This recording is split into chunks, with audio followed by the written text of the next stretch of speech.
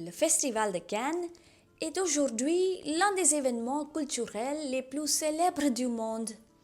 Mais à l'origine, ce festival n'a pas été créé pour la glamour ou les célébrités.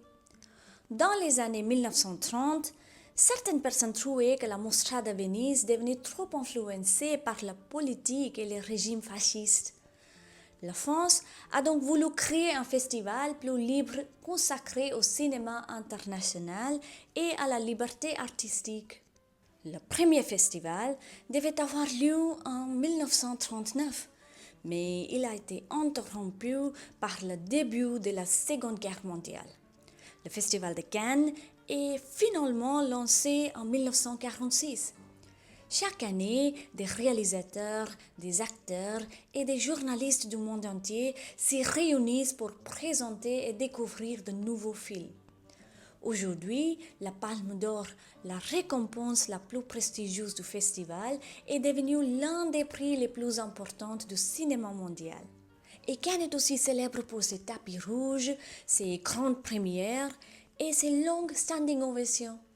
Mais avec le temps, le festival a aussi beaucoup changé.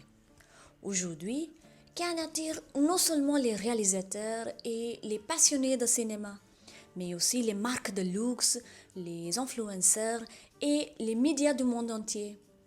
Le journal Le Monde parlait récemment des influenceurs cinéma, nouvelles stars des tapis rouges. Avant, on montait les marches surtout pour le cinéma. Aujourd'hui, certains les montent aussi pour des stories Instagram.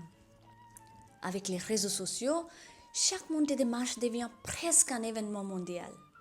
Mais malgré cela, Cannes reste aussi une plateforme importante pour les films indépendants et les réalisateurs du monde entier.